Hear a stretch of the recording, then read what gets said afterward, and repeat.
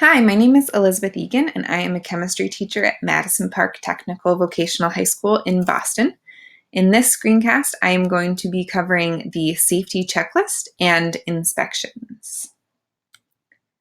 So the purpose of this video is to familiarize you with the safety checklist as well as let you know where to find it and to provide information about the monthly safety inspections, how to do them, when to do them, etc.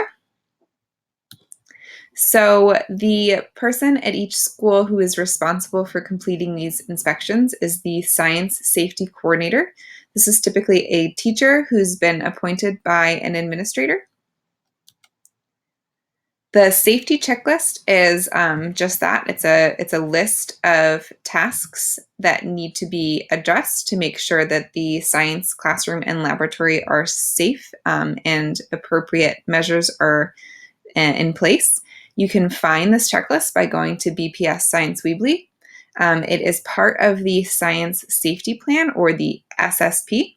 Specifically, it's Appendix K of that document. And again, it's on the BPS Science Weebly. This is what the checklist looks like. There are criteria to be inspected, a place to indicate if each criteria is acceptable or needs improvement, and a place to list comments. Some highlights include that laboratory conduct signage is visible for students, like how to behave and how to dress in lab, that students are required to wear appropriate clothing and footwear during lab exercises. Stock chemicals are not present in the hood or the classroom. They're stored in the appropriate chemical supply closet.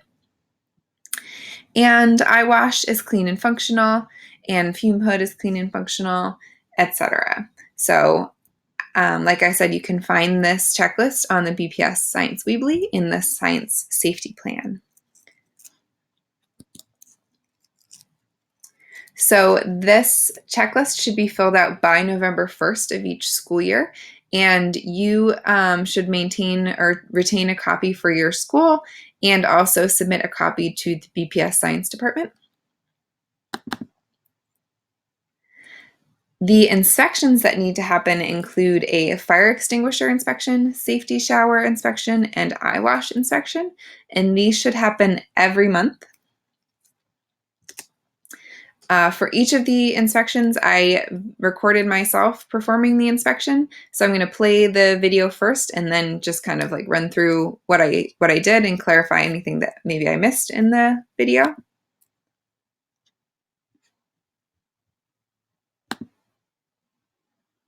Okay, we are going to do a fire extinguisher inspection.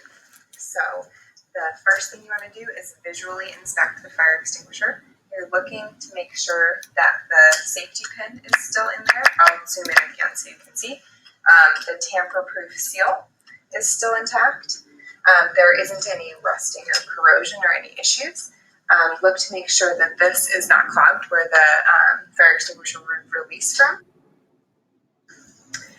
And after that, you're going to look at the pressure gauge. Again, I'll zoom in for this to make sure it's still in the appropriate range. There's an area that says recharge or overcharged. You want it to be in the green. And then you're going to lift the fire extinguisher and make sure it feels full to you as well. So just take it off the mount and make sure it feels heavy and like it's full.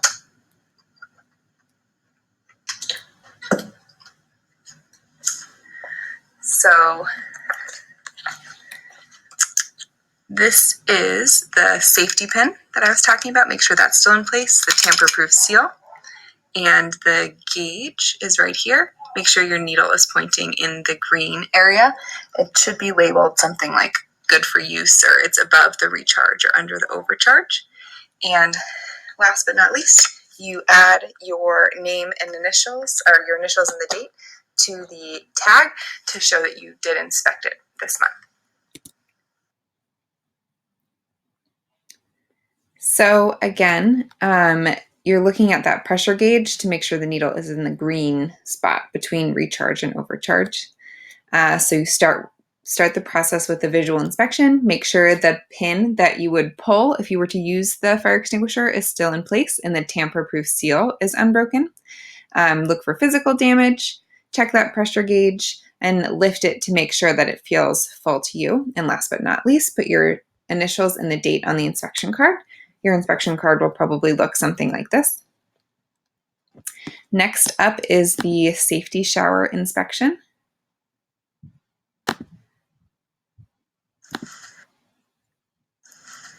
Okay, I'm going to really quickly go through how to check a safety shower. So the first thing to do is make sure you either have a drainage system in the floor, so like a hole where the water could go, or if you don't, you could have a setup similar to mine with a trash bin to collect some of the water.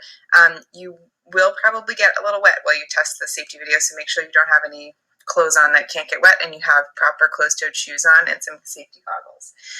So the next thing after you check for drainage is to check the pipes just to make sure it doesn't look like there are any obvious leaks or issues with the pipe.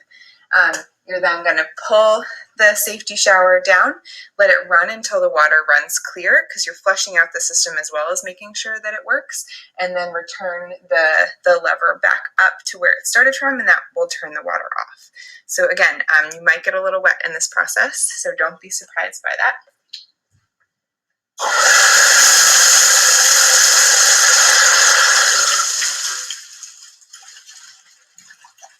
Okay, so that's essentially how you check your safety shower. And last but not least, you also initial and date the inspection card just as you did with the fire extinguisher. So again, same process, visual inspection, turn it on, run it to test and to flush the system, turn it off, clean up. If there's any water on the floor, make sure it either goes down the drain or is mopped up so that nobody can slip and be injured. And then date and initial the inspection card. And the last inspection is the eye wash inspection.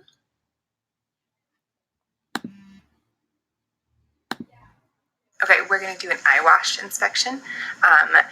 The first thing you want to do is do a visual inspection. Make sure everything is everything looks like it's in order. There aren't any leaks or issues with hoses, and there are dust covers on the eye spouts. And you will probably get wet, just so you know in advance.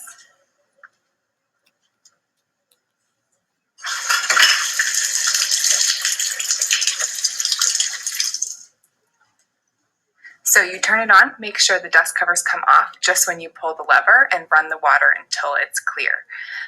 The dust cover should go back onto the eye spouts, and make sure you put your initials and the date on the tag once you're done. So again, same basic process, visual inspection, turn it on, run until the water is clear. When you pull that valve to turn the water on, you should not have to hold on to it to keep the water on. It should come out until you return the valve to the starting position, and the dust covers should come off by themselves. You shouldn't have to use your hands. And then date and initial the inspection card. So if you have any questions about anything that I've gone over in this screencast, please feel free to check the BPS Science Weebly. Specifically, the science safety section has lots of videos about different aspects of safety in a science lab.